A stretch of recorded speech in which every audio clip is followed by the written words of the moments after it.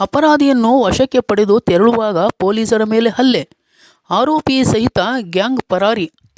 ಅಪರಾಧ ಪ್ರಕರಣದಲ್ಲಿ ಭಾಗಿಯಾದ ಓರ್ವ ಆರೋಪಿಯನ್ನು ತಮ್ಮ ವಶಕ್ಕೆ ಪಡೆದುಕೊಳ್ಳಲು ಗಂಗಾವತಿಯ ಶಹರ ಪೊಲೀಸ್ ಠಾಣೆಯ ಪೊಲೀಸರು ಗದಗ ನಗರಕ್ಕೆ ಕಳೆದ ಶುಕ್ರವಾರ ರಾತ್ರಿ ಆಗಮಿಸಿದ್ದರು. ಆರೋಪಿಯನ್ನು ಬಂಧಿಸಿ ವಶಕ್ಕೆ ಪಡೆದುಕೊಂಡು ಕಾರಿನಲ್ಲಿ ಹೋಗುತ್ತಿರುವ ಸಂದರ್ಭದಲ್ಲಿ ಆರೋಪಿತನ ಹಿಂಬಾಲಕರು ದಿಢೀರನೆ ಬಂದು ಪೊಲೀಸರ ಮೇಲೆ ಹಲ್ಲೆ ನಡೆಸಿ ಕಾರಿನ ಗ್ಲಾಸನ್ನು ಜಖಂಗೊಳಿಸಿ ಸಿನಿಮೀಯ ರೀತಿಯಲ್ಲಿ ಆರೋಪಿ ಸಹಿತ ಗ್ಯಾಂಗ್ ಪರಾರಿಯಾಗಿದೆ. ಹಲ್ಲೆಗೊಳಗಾದ ಗಂಗಾವತಿ ಪೊಲೀಸರು ಗದಗ ನಗರದ ಖಾಸಗಿ ಆಸ್ಪತ್ರೆಯಲ್ಲಿ ಚಿಕಿತ್ಸೆ ಪಡೆದುಕೊಳ್ಳುತ್ತಿದ್ದು, ಆಸ್ಪತ್ರೆಗೆ ಗದಗ ಪೊಲೀಸ್ ಅಧೀಕ್ಷಕ BS ನೇಮಗೌಡ ಭೇಟಿ ನೀಡುವ ಮೂಲಕ ಗಾಯಾಳು ಪೊಲೀಸರ ಆರೋಗ್ಯದ ಬಗ್ಗೆ ವಿಚಾರಿಸಿದರು. ಈ ಘಟನೆಗೆ ಸಂಬಂಧಿಸಿದಂತೆ ದೂರು ದಾಖಲಿಸಿಕೊಂಡು ತಪ್ಪಿತಸ್ಥರನ್ನು ಪತ್ತೆ ಹಚ್ಚುವ ಮೂಲಕ ಸೂಕ್ತ ಕ್ರಮ ಕೈಗೊಳ್ಳುವುದಾಗಿ BS ನೇಮಗೌಡ ಪ್ರತಿಕ್ರಿಯೆ ನೀಡಿದರು. News bureau, Chandrashekhar Somannavar.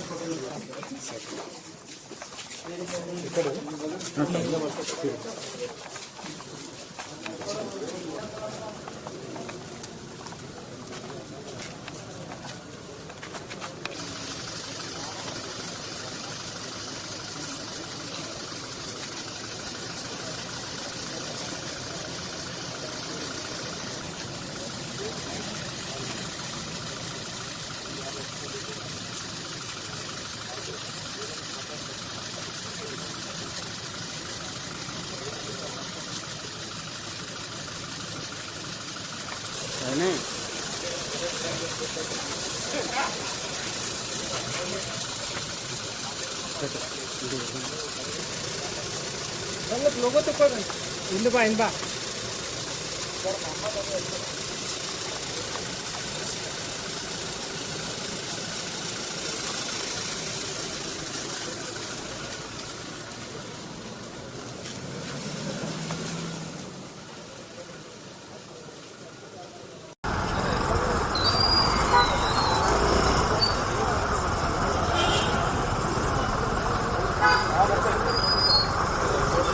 ಅಲ್ಲಿ ಹೋಗ್ತಿರಲ್ಲ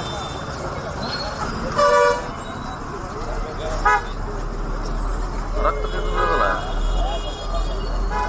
ಇಲ್ಲೇ ಇದು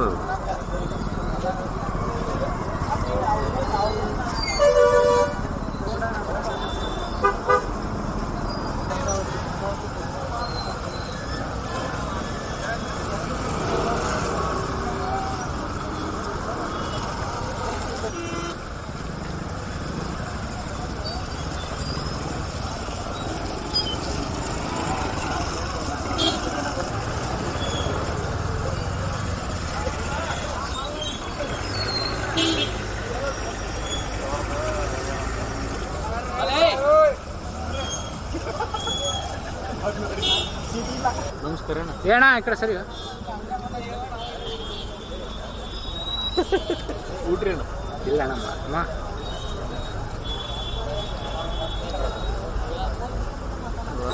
ಪಾಪ ಕರ್ಕೊಂಡು ಹೋಗ್ತಾರಂತ ಕರ್ಕೊಂಡು ಅವ ಏನಾರು ಮಾಡಿ ತಂದು ಕರ್ಕೊಂಡು ಹೋಗ್ತಾರೆ ಏನೋ ಸ್ವಲ್ಪ ಕೊಂಡು ಹೋಗ್ಬಿಟ್ರೆ ಸಿಕ್ಕಿಲ್ಲ ಅಂತ ಹೇಳ್ಬಿಡು ಅಂತ ಯಾಕೆ ಅವ್ರೆಲ್ಲ ಹೋಗ್ಯಾರ ಪೊಲೀಸರು ಸೀರಿಯಸ್ ಅದ್ರ ಈಗ ಪೊಲೀಸ್ ಹಿಂದೆ ಕೂತಿದ್ರೆ ನೋಡ್ರಿ ಆಗತ್ತೆ ನೋಡ್ರಿ ಇಲ್ಲಿ ಈ ದಿವಸ ಲೇಟ್ ಈವ್ನಿಂಗ್ ಟೈಮ್ದಲ್ಲಿ ಗಂಗಾವತಿ ಶಹರ ಪೊಲೀಸ್ ಠಾಣೆಯ ಪೊಲೀಸರು ಒಬ್ಬ ಅವರ ಒಂದು ಅಪರಾಧ ಪ್ರಕರಣದಲ್ಲಿ ಬೇಕಾದ ಒಬ್ಬ ಆರೋಪಿತನನ್ನು ವಶಕ್ಕೆ ತೆಗೆದುಕೊಳ್ಳಿಕ್ಕೆ ಇಲ್ಲಿ ಬಂದಾಗ ಅವನು ವಶಕ್ಕೆ ತೆಗೆದುಕೊಂಡು ಅವರು ಹೊರಡುತ್ತಿರುವಾಗ ಅವನ ಹಿಂಬಾಲಕರು ಕೆಲವರು ಬಂದು ಅವರ ವೆಹಿಕಲ್ನ ಗ್ಲಾಸ್ ಹೊಡೆದು ಅವ್ರ ಮೇಲೆ ಸ್ವಲ್ಪ ಎಲ್ಲ ಹಲ್ಲೆ ಮಾಡಿ ಅವನನ್ನು ಎಸ್ಕೇಪ್ ಆಗುವಾಗೆ ಎಸ್ಕೇಪ್ ಆಗಲಿಕ್ಕೆ ಸಹಾಯ ಮಾಡಿದ್ದಾರೆ. ಸೊ ಪೊಲೀಸರು ಇಲ್ಲಿ ಮೈನರ್ ಇಂಜುರೀಸ್ ಇದೆ, ಟ್ರೀಟ್ಮೆಂಟ್ ತೊಗೊಂಡಿದ್ದಾರೆ. ಈಗ ಅವರೇನು ದೂರು ಕೊಡ್ತಾರೆ ಆ ದೂರನ್ನು ತೆಗೆದುಕೊಂಡು ಯಾರು ಈ ರೀತಿ ಮಾಡಿದ್ದಾರೆ ಅವ್ರ ಮೇಲೆ ಕಾನೂನು ಕ್ರಮ ತಗೊಳ್ತೀವಿ. ಅದೆಲ್ಲ ನಾವು ಡೀಟೇಲ್ಸ್ ಕೊಡ್ಲಿಕ್ಕೆ ಆಗೋದಿಲ್ಲ, ಯಾಕಂದ್ರೆ ಅಲ್ಲಿ ಅವ್ರದ್ದು ಅದು ಕೇಸ್ ಬಗ್ಗೆ ಎಲ್ಲ ಅಲ್ಲಿ ಲೋಕಲ್ ಗಂಗಾವತಿ ಪೊಲೀಸರಿಗೆಲ್ಲ ಮಾತಾಡಿಕೊಂಡು ಅದರದ್ದು ಏನು ಗ್ರಾವಿಟಿ ಇದೆ ಅದನ್ನೆಲ್ಲ ನೋಡಿಕೊಂಡು, ಯಾಕಂದ್ರೆ ಇದು ಪಾರ್ಟ್ ಆಫ್ ಇನ್ವೆಸ್ಟಿಗೇಷನ್ ಆಗ್ತದೆ, ಅದನ್ನು ನೋಡಿಕೊಂಡು ನಾವು ಮುಂದೆ ತಿಳಿಸ್ತೀವಿ. ಅದನ್ನೇ ಈಗ ಎಲ್ಲ ಅದು ಪರಿಶೀಲನೆ ನಡೀತಾ ಇದೆ. ಯಾಕಂದ್ರೆ ಈಗ ನಾವು ಎಲ್ಲನೂ ಮಾಹಿತಿ ಹೇಳಿಬಿಟ್ರೆ ನಾಳೆ ಅದು ಮುಂದಿನ ಕಾನೂನು ಕ್ರಮ ತೆಗೆದುಕೊಳ್ಳಲಿಕ್ಕೆ ತೊಂದರೆ ಆಗ್ತದೆ. ಅದಕ್ಕೆ ನಾವೀಗ ಅದು ಯಾರು ಏನು ಅಂತ ಐಡೆಂಟಿಫೈ ಕೂಡ ಮಾಡಿದ್ದೀವಿ. ಸಾಧ್ಯದಷ್ಟು ಬೇಗ ಅವ್ರ ಮೇಲೆ ಕಠಿಣ ಕಾನೂನು ಕ್ರಮ.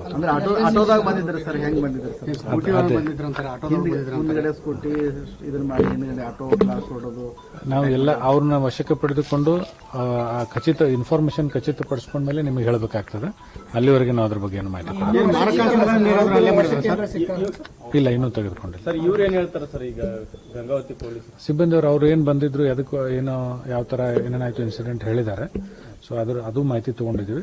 ಸೊ ಅಲ್ಲಿ ಸಾರ್ವಜನಿಕರು ಕೆಲವರು ಇದ್ರು, ಅವ್ರ ಕಡೆನೂ ಕೆಲವು ಮಾಹಿತಿ ತಗೊಂಡಿದ್ದೀವಿ. ಸೊ ತಾವು ಕೂಡ ಕೆಲವೊಂದು ಮಾಹಿತಿಯನ್ನು ನೀಡಿದ್ದೀರಿ. ಅದೆಲ್ಲ ಆಧರಿಸಿ ತಕ್ಷಣ ಮುಂದಿನ ಕ್ರಮ. ಎಷ್ಟು ಜನ ಇದ್ದಾರೆ ಸರ್ ಗಂಗಾವತಿ ಪೊಲೀಸರು ಸರ್? 5 ಜನ. ಡ್ರೈವರ್ನ ಹಿಡಿದ 5 ಜನ ಬಿಟ್ಟು ಡ್ರೈವರ್ ಬಿಟ್ಟು 5 ಜನ, ಅಂದ್ರೆ ಗಾಡಿಯಲ್ಲಿ 5 ಜನ ಇರಲಿಲ್ಲ, ಟೋಟಲ್ ಅವ್ರ ಟೀಮ್ 5 ಜನರು ಬಂದಿದ್ರು. ಅದು it's part of investigation, details ಇದು ಮಾಡ್ಲಿಕ್ಕೆ ಆಗೋದಿಲ್ಲ. ಸೊ ಯಾಕಂದ್ರೆ ಅವರು ಲೋಕಲ್ ಅಲ್ಲಿ ಪೊಲೀಸ್ ಅಧಿಕಾರಿಗಳೊಂದಿಗೆ ಕೂಡ ಸಂಪರ್ಕ ಮಾಡಿ ಎಲ್ಲ ವಿವರ ತೆಗೆದುಕೊಂಡು ಮತ್ತೆ ನಿಮಗೆ ನಾಳೆ ಡೀಟೇಲ್ಸ್ ಕೊಡ್ತಾರೆ. ಹಿಂದಿನ ಗ್ಲಾಸ್ ಹೊಡೆದು ಮತ್ತೆ ಡೋರು ತೆಗೆದು ಇದು ಮಾಡ್ಕೊಂಡು ಸ್ಟ್ರಗಲ್ ಮಾಡಿ ತಗೊಂಡೋಗಿದ್ದಾರೆ. ಇನ್ನೂ ಸಿಕ್ಕಿಲ್ಲ. ಈಗ ಮಾಹಿತಿ ತಗೊಂಡು ಮುಂದಿನ ಎಲ್ಲ ಪ್ರೊಸೀಜರ್ ಇದು ಮಾಡ್ತಾ ಇದೀವಿ. ಟೀಮ್ ಮಾಡಿ ಅವ್ರಿಗೆ ಸೆಕ್ಯೂರ್ ಮಾಡ್ಲಿಕ್ಕೆ ವ್ಯವಸ್ಥೆ ಮಾಡಿದ್ದೀವಿ.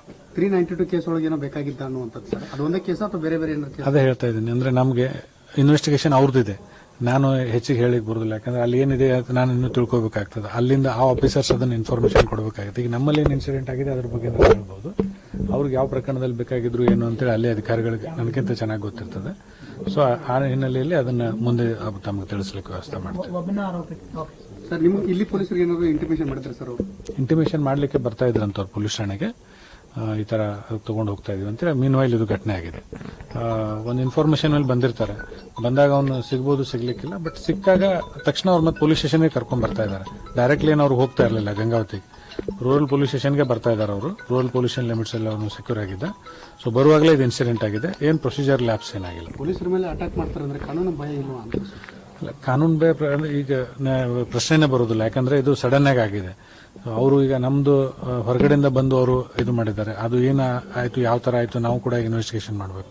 ಈಗ ನಮ್ಗೆ ಗೊತ್ತಿದ್ದು ಈ ತರ ಆಗಿತ್ತು ಅಂತಂದ್ರೆ ಅದು ನಾವು ಹೇಳ್ಬೋದಿತ್ತು. ಕಾನೂನು ಭಯ ಅವ್ರಿಗೆ ಹೇಗೆ ಮುಟ್ಟಿಸ್ಬೇಕು ಹಾಗೆ ಮುಟ್ಟಿಸ್ತೀವಿ, ಆಯ್ತಾ. ಯಾರಿಗೂ ಅದ್ರಾಗ ಸ್ಪೇರ್ ಮಾಡೋ ಅವಶ್ಯಕತೆ ಏನು ಇದಿಲ್ಲ, ಏನು ಆ ಅವಕಾಶ ಕೊಡೋದಿಲ್ಲ. ಕಾನೂನು ಭಯ ಎಷ್ಟು ಇಡಬೇಕು ಅಷ್ಟು ಇಡ್ಲಿಕ್ಕೆ ಏನು ವ್ಯವಸ್ಥೆ ಬೇಕು ಅದೆಲ್ಲ ನಾವು ಕಠಿಣ ಕಾನೂನು ಕ್ರಮ ತಗೊಳ್ತೀವಿ.